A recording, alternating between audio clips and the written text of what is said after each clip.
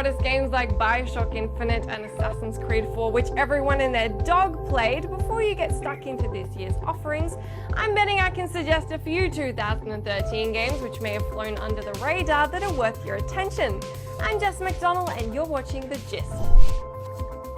First up, I am representing all kinds of bias by picking my personal game of the year, Brothers: A Tale of Two Sons. I only noticed this game after a friend of mine played it on Steam and wrote a tiny review raving about it. To be fair, now that it's been pretty recognized on a GOTY level, people are starting to take notice, but if you're still in the dark about this one, then listen up. The story is about two brothers who embark on a journey to help their ill father. Each brother is allocated a thumbstick and an action button, and it's up to you to make sure they work together to complete puzzles and move forward through whatever and whoever they encounter, as the world gets darker and more corrupt and the trials extend from bothersome to life-threatening. The game world is beautifully detailed, the story oscillates seamlessly between joy and tragedy, and it's the kind of game that will stick with you long after you've finished it.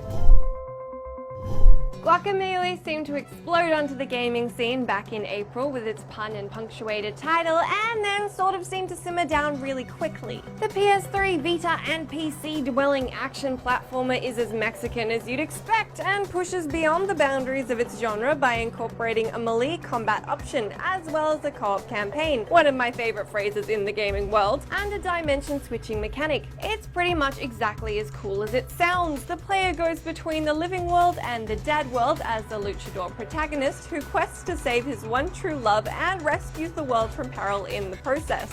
Alongside all that, the Super Metroid-esque platformer is short, but like a roller coaster, is still totally worth the ride.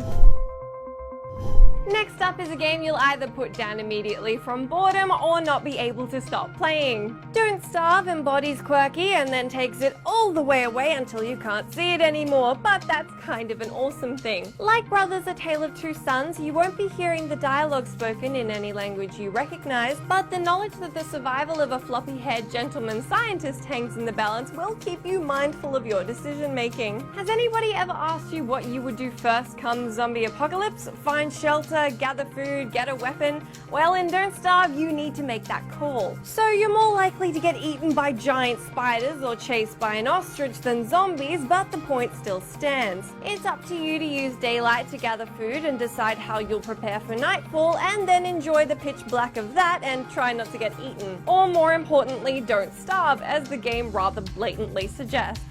The giant open world, plus its charm and the desire to hold on for just one more night, will make this one hard to put down. Just try not to die.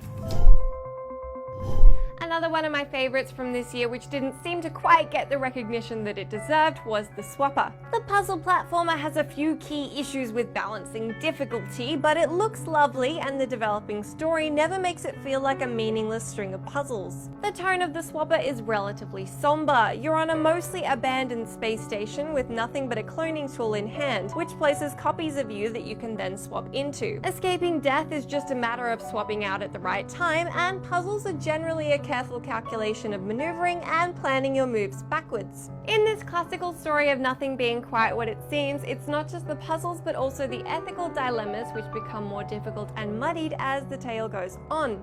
This is a serious must-play. Yet another excellent side-scroller which quietly slunk by towards the end of this year was the dark and mad world of Puppeteer. You play Kuduro, a boy who is now a puppet and unfortunately is a little headless. Luckily, there are substitute heads that the boy can find to replace his own, which, as you'd expect, give him unique abilities. The plot is peppered with goddesses, moonstones, and magical scissors, so if it's a lovely fantasy world you're after, then look no further. Puppeteer is as imaginative as it is rare. It's a side-scroller that is like nothing you'd expect from a side-scroller, a hero story that avoids the stereotypical and dull characters that often plague the genre. Obviously, the mechanics are sharp and the level design integrated with unique features keeps the platforming fresh. Did you manage to get your hands on one or more of these games throughout the year, and what did you think of them? Do let me know in the comments or on my Twitter where I'm at Jess McDonald. Be sure to leave any more of your well-loved games from last year which didn't quite get the recognition they should have deserved. I'm Jess McDonald and I will see you again next week.